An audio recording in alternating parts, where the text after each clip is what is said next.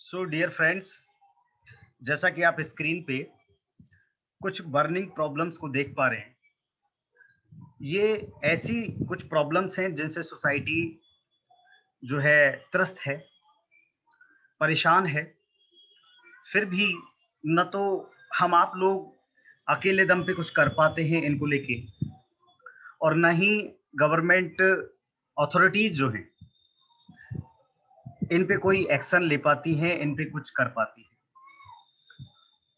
Public representatives जो हैं जैसे एमएलए, एमपी, ये भी कोई खास ध्यान इन पे नहीं दे पाते हैं, और कह सकते हैं कि किसी भी तरीके से हम इफेक्टिव वे में इन पे कोई काम नहीं कर पा रहे।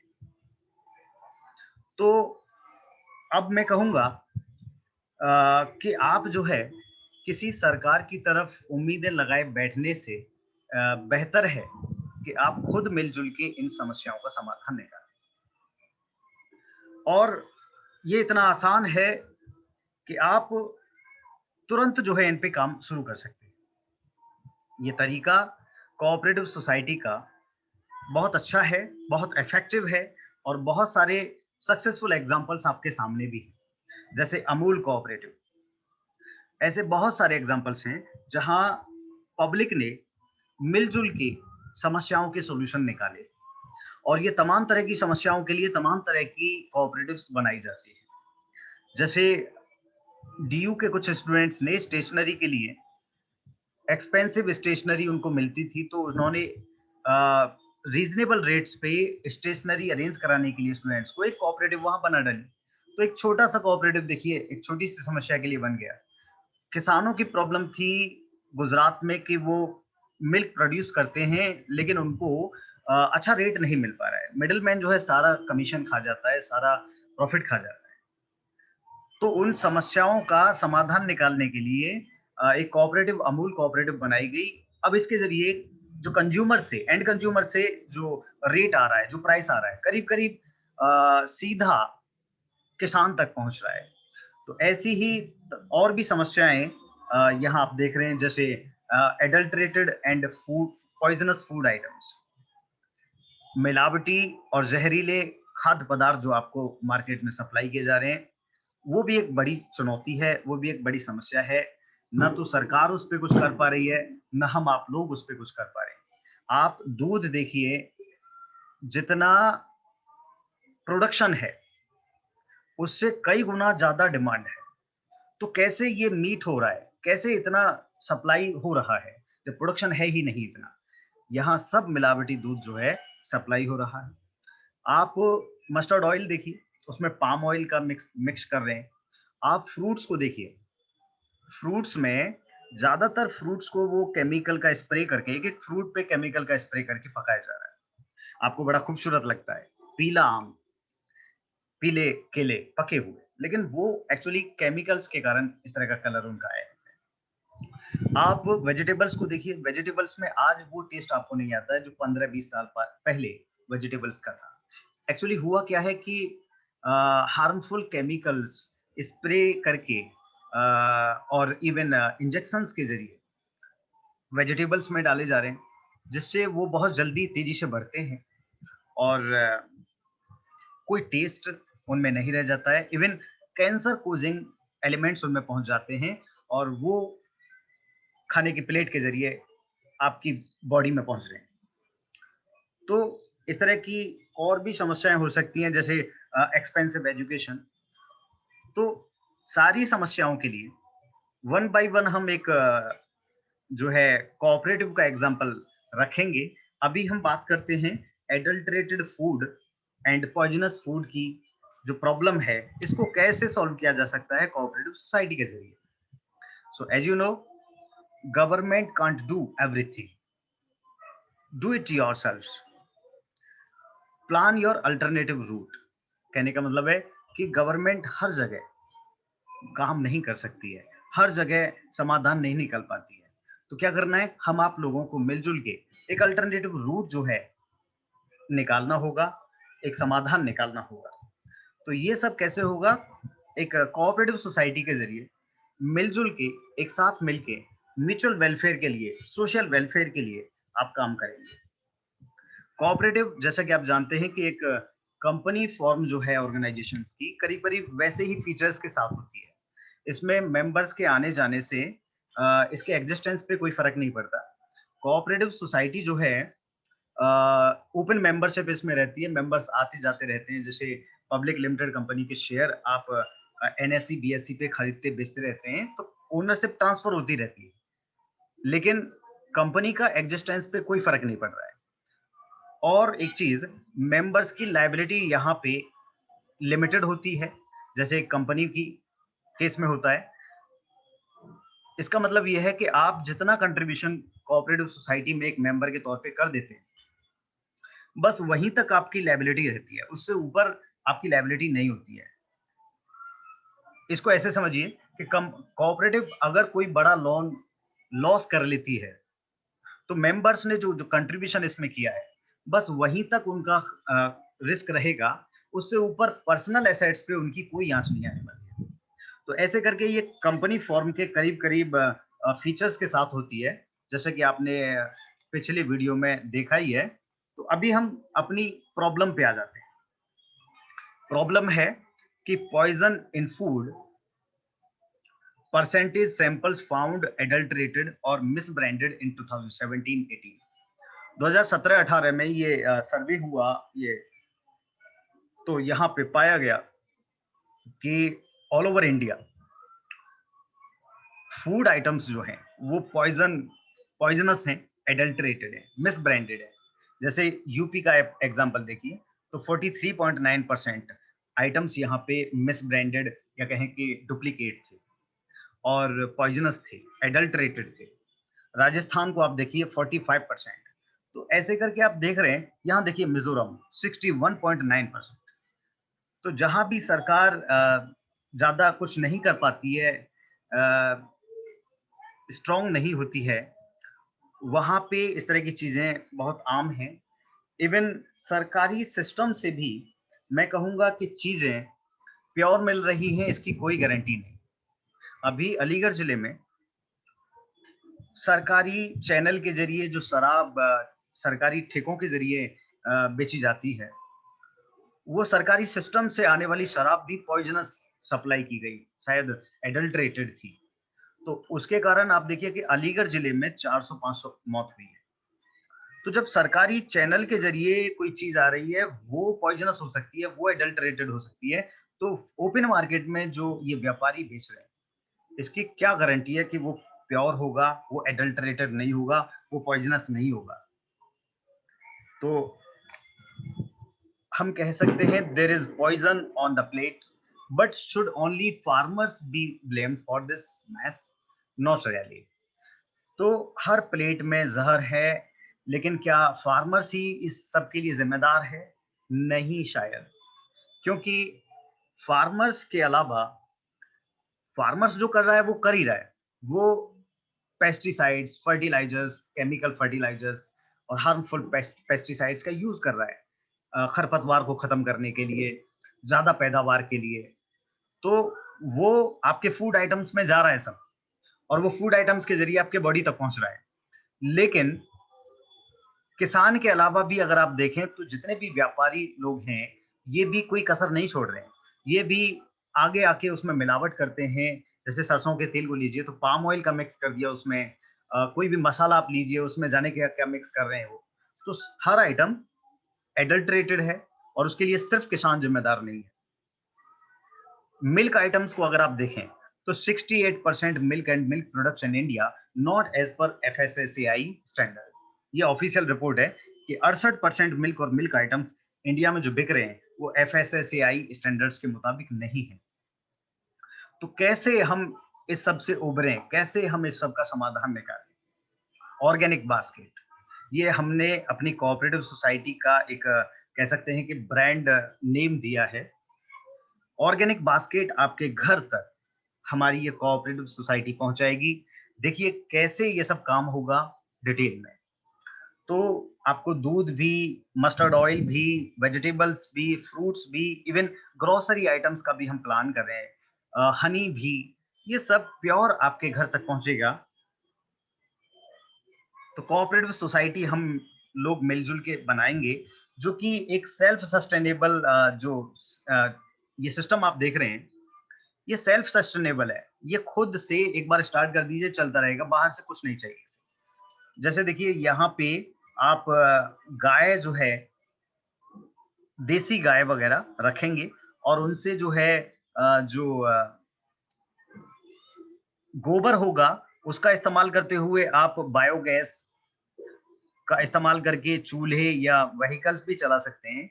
लेकिन अभी हम सिर्फ उसका इस्तेमाल करेंगे वर्मी कंपोस्ट बनाने के लिए। केंचुओं के ज़रिए केंचुआ खाद और इवन नेचुरल कंपोस्ट भी हम तैयार करेंगे। और इस सब का इस्तेमाल करते हुए आपकी वेजिटेबल्स, फ्रूट्स ये सब उगाए जाएँगे। और ये मिल्क भी आपका, जब ये घास जो है ऑर्गेनिक होगी तो मिल्क भी आपका ऑर्गेनिक होगा। तो आपको milk items, milk and milk items, vegetables, fruits, Honey, ये सारी चीजें हम ऑर्गेनिक अवेलेबल कराने जा रहे हैं। तो इसके लिए पैसा कहाँ से आएगा? ये सब सिस्टम डेवलप करने के लिए हम आप जितने मेंबर्स होंगे वो सब कंट्रीब्यूट करेंगे। यहाँ मेंबर्स के कंट्रीब्यूशन को लेके जरा देखिए, पैसा कैसे कितना आएगा। तो हम अभी स्टार्टिंग में 50 मेंबर से शुरुआत करने जा रहे हैं। हर मेंबर 25,000 रुपए का कंट्रीब्यूशन देगा और ऐसे करके आपको सोसाइटी के पास 12,50,000 रुपए फंड्स मिल जाएगा। इस 12,50,000 में से 3 लाख रुपए में हम 5 बफेलो खरीदेंगे और 4 लाख रुपए से 10 गाय खरीदेंगे। बफेलो के मुकाबले गाय थोड़ा सस्ता आ जाता है, तो 4 लाख रुपए में 10 गाय आ जाएगा। 4 लाख रुपए हम रखेंगे रिजर्व ऑर्गेनिक फार्मिंग के लिए और 1.5 लाख रुपए हम इसमें से यूज करके एक सीएनजी वैन लेंगे, जो कि आपके ऑर्गेनिक बास्केट्स को आपके डोर स्टेप तक सप्लाई करने के लिए काम आएगी। और अगर नेचुरल कंपोस्ट और वर्मी कंपोस्ट की बात करें तो वो बिल्कुल फ्री ऑफ कॉस्ट हम प्रोड्यूस करेंगे, क्योंकि यही गाय और ये वेजिटेबल वेस्ट का यूज करके हम ये सब बना सकते हैं। प्रॉफिट्स का यूज करके हम आगे ग्रोथ करेंगे, अपने जो फ्यूचर प्लान्स हैं उन पे काम करेंगे। तो बेनिफिट्स क्या होंगे? मेंबर्स ने 25-25 हजार दिया, उनको मिलेगा क्या? मेंबर्स को देखिए प्योर एंड ऑर्गेनिक फूड्स मिलेंगे फैमिली के लिए बेस्ट प्राइसेस पे। बेस्ट प्राइसेस का मतलब मैं बता रहा हूँ आपको, करीब करीब मार्केट से जिस रेट पे आप ये सिंपल वेजिटेबल्स, फ्रूट्स और बाकी आइटम्स, ग्रोसरी आइटम्स लेते हैं, करीब करीब उसी रेट पे हम आपको organic food, pure food available कराएंगे। और मेंबर्स को क्या मिलेगा? Distribution of surplus profits among members every year out of the profits। ये कोऑपरेटिव सोसाइटी जब मेंबर्स को मार्केट रेट पे आइटम बेचेगी तो इसको रेवेन्यू आएगा और उस रेवेन्यू में से तमाम जो कॉस्ट है कोऑपरेटिव की, जैसे वर्कर्स का है और बाकी आपके मटेरियल्स वगैरह की है, वो सारी कॉस्ट निकालने के बाद कुछ प्रॉफिट बचेगा। तो वो प्रॉफिट कुछ तो कोऑपरेटिव की ग्रोथ के लिए, एक्सपेंशन के लिए हम रखेंगे, बाकी मेंबर्स के बीच बांट दिया जाएगा। हर साल मेंबर्स के बीच कुछ प्रॉफिट वो एंजॉय करेंगे। वोटिंग राइट मिलेगा, सेंस ऑफ ओनरशिप मिलेगा, क्योंकि इस कोऑपरेटिव सोसाइटी के जो भी मेंबर हैं वही मालिक हैं, तो वही डिसीजंस में, मेजर डिसीजंस में कोऑपरेटिव सोसाइटी के, इवन जो मैनेजिंग कमेटी है उसके इलेक्शन में, ये सब वोटिंग राइट रखेंगे, ये अपने वोट का इस्तेमाल करेंगे और सेंस ऑफ ओनरशिप इनके बीच रहेगा कि हम किसी एम्पायर के मालिक हैं। Social service by employing some of the members at co-ops and society by eliminating chemicals and pesticides from farming। तो यहाँ आप सोशल सर्विस भी कर रहे हैं। कॉप में या कोऑपरेटिव में आप देखेंगे कि बहुत सारे लोगों को रोजगार भी मिलेगा और अलावा इसके आप सोसाइटी का भी भला कर रहे हैं। केमिकल्स का जो आप एलिमिनेट कर रहे हैं, खत्म कर रहे हैं, पेस्टिसाइड्स का फार्मिंग से आप हटा रहे हैं, तो इस तरह से आप सोसाइटी को भी, नेचर को भी, एनवायरनमेंट को भी कह सकते हैं कि फायदा पहुंचा रहे हैं। कोऑपरेटिव सोसाइटी के फायदे और नुकसान जो है कुछ इस तरीके से हो सकते हैं कि जैसे बहुत आसानी से इजी फॉर्मेशन होता है, ओपन मेंबरशिप होती है, मेंबर कभी भी आए जाए कोई फर्क नहीं पड़ता। डेमोक्रेटिक कंट्रोल होता है, जो मेंबर्स हैं वही यहाँ मैनेजिंग कमेटी का इलेक्शन करेंगे और जो इलेक्टेड मैनेजिंग कमेटी होगी वो मैनेज करेगी, कंट्रोल करेगी इस कोऑपरेटिव सोसाइटी के अफेयर्स को। लिमिटेड लायबिलिटी मैं बता चुका हूँ, मेंबर्स की लायबिलिटी लिमिटेड रहती है जैसे कंपनी के केस में। Elimination of middle man's profit, यहाँ पे जो मिडल मैन जिनके जरिए आपके घर तक खाना पहुंचता है, तो उनका जो प्रॉफिट वो कमाते हैं वो सब हट जाएगा और आपको सोसाइटी को, कोऑपरेटिव सोसाइटी को एंड कंज्यूमर से सीधा रेट मिलेगा, तो वो सही रेट पे भी उन्हें दे पाएगी। स्टेट असिस्टेंस, बहुत बार ऐसा होता है कि गवर्नमेंट जो है इस तरह की कोऑपरेटिव्स को जो अच्छा काम करती हैं, असिस्टेंस देती है। स्टेबल लाइफ, ये परपेचुअल होती है, कंपनी की तरह मेंबर आते जाते रहें, इनका लाइफ पे कोई फर्क नहीं पड़ता। और अगर डिसएडवांटेजेस की बात करें तो लिमिटेड कैपिटल, एक छोटा-छोटा कंट्रीब्यूशन कर रहे हैं तो लिमिटेड कैपिटल होगी उसके पास, बड़ी कंपनी से टक्कर नहीं ले पाएगी, हमें वो लेना भी नहीं है। हमने तो मेंबर्स का या कहें कि सोसाइटी का जो प्रॉब्लम है उसको सॉल्व करना है, प्रॉफिट नहीं कमाना है। प्रॉब्लम्स इन मैनेजमेंट होती हैं, लेकिन अगर आप इलेक्टेड मेंबर्स के जरिए एक सही मैनेजिंग कमेटी अपॉइंट कर देंगे तो इस तरह की दिक्कत नहीं आएगी।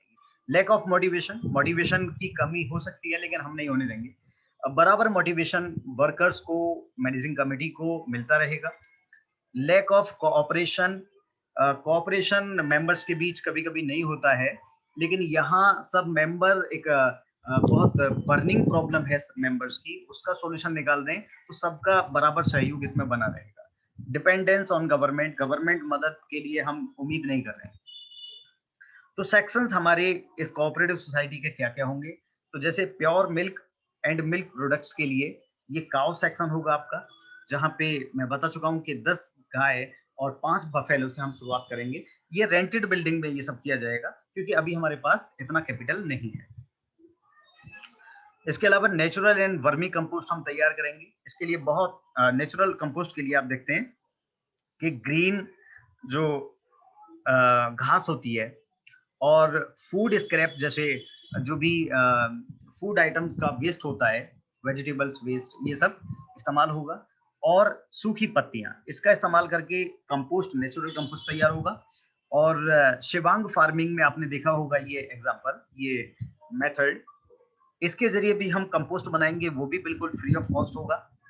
और वर्मी कंपोस्ट को भी अगर आप देखें तो ये भी एकदम फ्री ऑफ कॉस्ट है। कैसे कि जो वेस्ट होता है गाय का गोबर और तूरी वगैरह या पुआर वगैरह जो किसान लोग जलाते हैं, उसका इस्तेमाल करके हम सिर्फ एक केंचुए का कॉस्ट जरूर आएगा आपको, बाकी कोई कॉस्ट नहीं आना है। वर्मी कंपोस्ट जिसको ब्लैक गोल्ड कहा जाता है, इसके एडवांटेजेस के कारण, इसके गुणों के कारण, तो ब्लैक गोल्ड यहाँ आपका वर्मी कंपोस्ट के रूप में तैयार होगा, वो भी बिल्कुल free of cost. Organic farming and multi layer farming हम करेंगे। तो इसके लिए हम कोशिश करेंगे कि एक ऐसी खेत जो है या एक ऐसी लैंड जो है हम कहीं से रेंट पे लें जिसकी कोई बाउंड्री वगैरह हो रखी हो, तो ये जानवरों से और बाकी डिस्टरबेंस से ये आपकी खेती जो है सुरक्षित रहेगी। मल्टी लेयर फार्मिंग करेंगे। आपने देखा होगा कि 4-4 लेयर में फार्मिंग, जमीन के अंदर कुछ है, जमीन के ऊपर कुछ है और पेड़-पौधे और ये स्ट्रक्चर बना के कुछ बेलें लगा दी जाती हैं, तो 4 लेवल पे फार्मिंग होती है, 4 गुना ज़मीन हो जाती है। मल्टी लेयर फार्मिंग के एग्ज़ाम्पल्स आपने कई जगह देखे ही होंगे। यहाँ पे हम मेंबर्स की ज़रूरत के हिसाब से छोटा-छोटा डिफरेंट वेजिटेबल्स का ग्रोइंग करेंगे और एडवांस्ड वेज जो हैं फार्मिंग के, उनका इस्तेमाल हम करेंगे। जैसे यहाँ पे आप देख रहे हैं कि आपके पशुओं के लिए, गाय और भैंसों के लिए ग्रीन फोडर तैयार करने के लिए ये हाइड्रोपोनिक मेथड का इस्तेमाल कर सकते हैं। बगैर बहुत ज़्यादा ज़मीन को घेरे आप मल्टी लेयर फार्मिंग का यूज़ करके और बहुत अच्छा स्वास्थ्यवर्धक, दूध के हिसाब से बड़ा लाभप्रद है ये। ग्रीन फोडर आप तैयार कर सकते हैं जिसमें कोई फर्टिलाइज़र नहीं इस्तेमाल कर रहे हैं आप, कोई पेस्टिसाइड इस्तेमाल नहीं कर रहे हैं।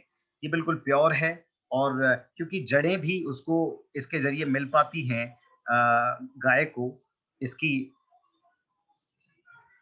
जैसे गेहूँ या फिर आपका जो ये होता है मक्का, उसका उगा के आप ये ग्रीन फोडर दे सकते हैं।